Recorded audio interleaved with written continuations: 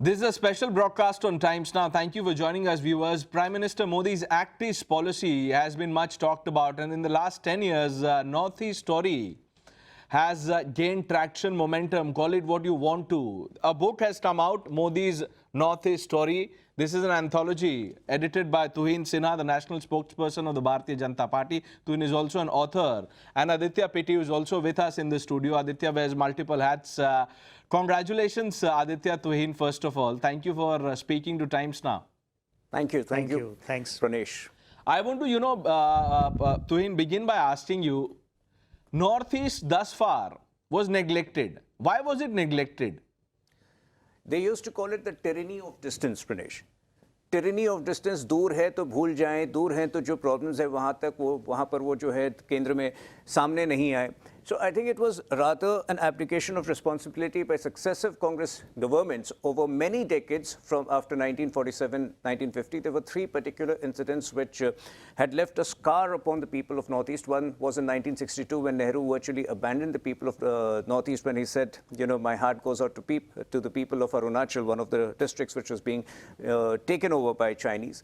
In 1965, Indira Gandhi got Mizoram bombed by, and it led to civilian deaths. And 1984 was the Nelly massacre. Anyway, coming to the present, I think infrastructure creation of an unprecedented level. The capex in the last 9 years, the spent on Northeast has been to the tune of 4 lakh crores. Northeastern states contribute roughly 3% of our GDP, which will grow exponentially in the time to come. Most importantly, the cultural outreach has been immense. You need to understand, we need to realize and remember that Arunachal Pradesh is the land of Rukmini. Krishna was married to Rukmini. Right.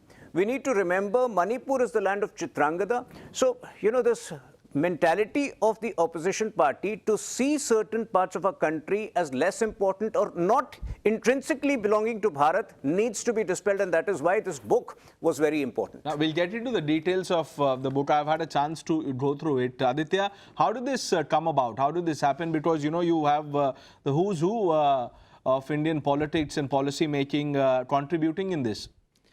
Pranesh ji, actually, this came about when Tuhin ji and I were deliberating and discussing last year, what we thought were the top 5 achievements of the Modi government in the previous 9 years.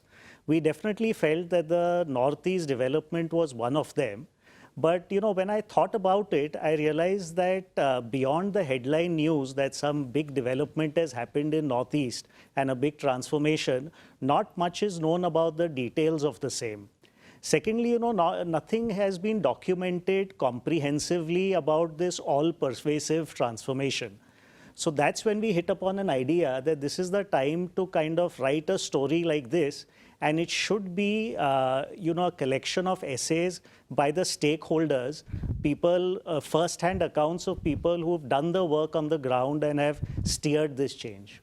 Now, a book has a part, I think you've written it in the introduction, where the first Chief Minister of Assam, Mr. Bordoloi, wrote a letter to Sardar Patel. He was talking about the infiltration and the need to stop it. Now, at a time when so much has been discussed about the demographic changes, this book, I'm sure, paints a picture of not just development, but also the demographic changes that were allowed in the name of votes. Tuhin.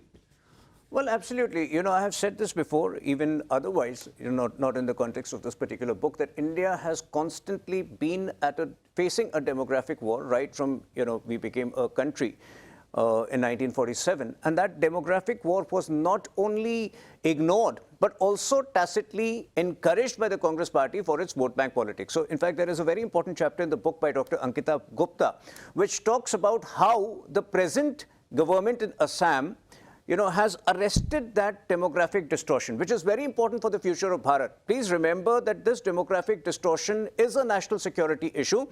Going ahead beyond this topic, see, the book covers broadly 4 broad areas. Infrastructure, national security, where a demographic distortion and the need to correct is addressed. The third is entrepreneurship development. A huge amount of work has been done over there. And 4 is the cultural outreach. The legacy of Lachit Borphukan, who was one of the greatest warriors of Bharat Mata, but his legacy was continuously ignored by the previous governments. I think all of these would lead to an enormous sense of belongingness among the people of Northeast for the country and for the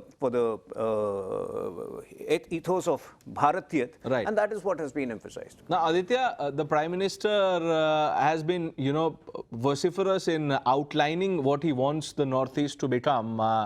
Tuhin started by saying that there was a sense of discrimination. That's for everyone to see and assess over the last 50, 60 years.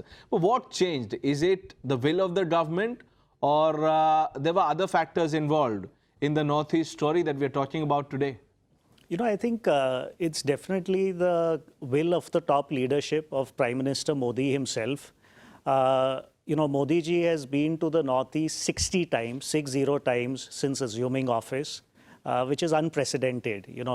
I think previous Prime Ministers, from hardly going there to never going there, to going 60 times, shows what leadership is all about. I'm a business person, and always, leadership shows the way. I also think, Pranesh, in writing this book, the stories that come out give a kind of an insight into the development model and transformation strategy of the Honorable Prime Minister. It's very interesting how this was done, because the entire Northeast, there was hardly any development, so was kind of like a greenfield project, if you think of it in business terms. And this really gives an idea into the model used. And possibly what's exciting for me, again, from a business perspective, is that it could serve as a template for development in other such regions. Now, Tuhin, let's talk about a sense of alienation. Many people have been in denial about it, but let's address the elephant in the room. Over the last 10 years, that has changed. Absolutely. So, it's very simple. When you travel from Guwahati to one of the border areas of Arunachal, previously, 10 years ago, it would take you a good 2.5 days. Now it takes you, within a day, within a matter of 8 to 10 hours. You just need to change a few flights. In fact, there are 3 airports in Arunachal. We were surprised when we were at the Guwahati airport, and we would see a lot of these unknown carriers, private carriers, that would ferry people to different parts of 3 different airports of Arunachal. So I think the connectivity has been a big game changer. Honorable Union Minister Kiren Rijiju has written a chapter on Vibrant Village program. When you make the bordermost village the first the first hub of development, imagine the best 5G connectivity is over there. So the moment a potential intrusion is taking place, it gets reported instantly. It gives our security personnel and the defense establishment more time to respond to the situation. I think all of these have been a huge game changer.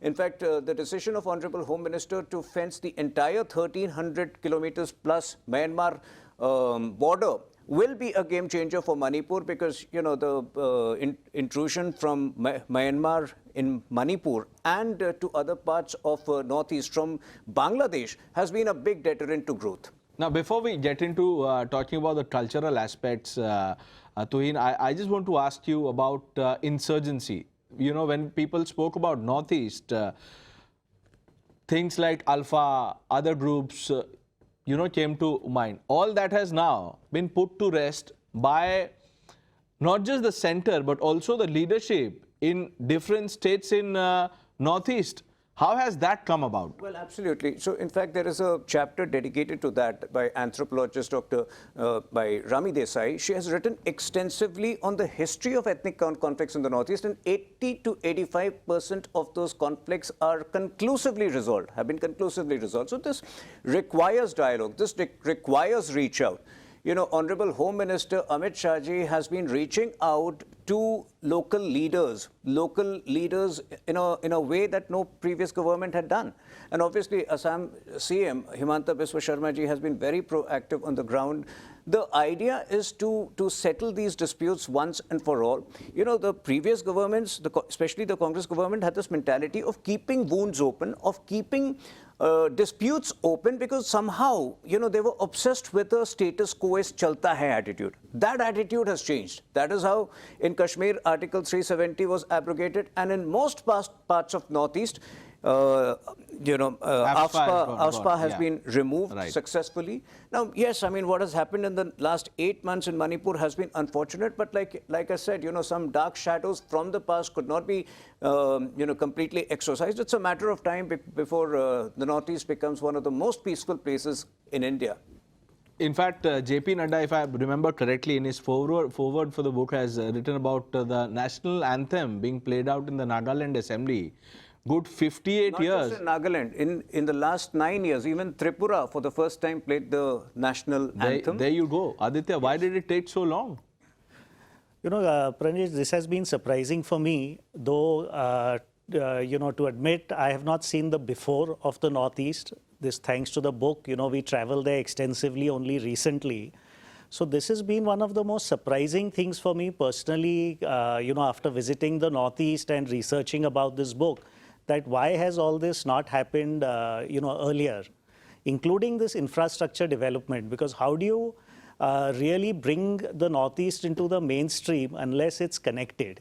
And, only the central government and government initiatives can build out infrastructure, airports, railway lines, roads, bridges. So that has been one of the biggest game changers. One of the things, anecdotally, I'll say that, we had read about this Bhupen Hazarika bridge, which is a 9.1 kilometer bridge across the Brahmaputra. And, but visiting it, standing on it was, just unbelievable to see something of that scale. And then the kind of impact and transformation that something like just one bridge can bring about. Absolutely. Let's, Tuhin, talk about the cultural aspect. Apart from the Prime Minister himself leading that cultural push by wearing the Assamese gamusa, as it is called, or even, cultural symbols from Manipur, Mizoram. Now, the whole of India is suddenly embracing. People can identify which is what, which was not the case before. So, in fact, Hornbill Festival, which, has existed for a very long time, I think today the level of awareness is of a different level. And in the first week of Delhi, and since I travel frequently, invariably at the Delhi airport, I see, a large crowd waiting to board the flight to Kohima. So I think this has been a big game changer. The other important thing is that by carefully nurturing leadership from northeastern states, Prime Minister Modi ji has actually raised the aspirational quotient of people from the northeastern states. So when Kiren Rijiju ji was the Union Law Minister, there was a different sense of belongingness for people from all districts, virtually all districts of the Northeast. It had kind of increased the aspirational quotient. People from Northeast 10 years ago or, many years ago would be abused with invariably be abused with a racial slur. I don't want to use the term. I think those incidences have gone down drastically, if not eliminated altogether. And that is because of the sense of belongingness which the average Indian has developed for the people of Northeast. Today, the tourist footfalls has increased exponentially. And I think going ahead from here, the things are only going to get better because the impact on GDP will show in the coming years. That the 3% contribution which you see now will go up exponentially in the years to come. Yeah, it's interesting you underline the the larger representation now that we have from Northeast, in not just in the cabinet but even in other spheres of life. That was given the first lady Rajya Sabha member. True, absolutely. So, there are many things that one could discuss about this book. I've had a chance to go through it, not entirely though, but I will go through the book. Viewers, I urge you to grab a copy of this book, now available. So, order your copy, read about the Northeast story, and we only wish that the Northeast story grows by leaps and bounds. Tuhin, Aditya, thank you for speaking to Times Now. Thank you, Pranesh. Thank you so much, Pranesh ji.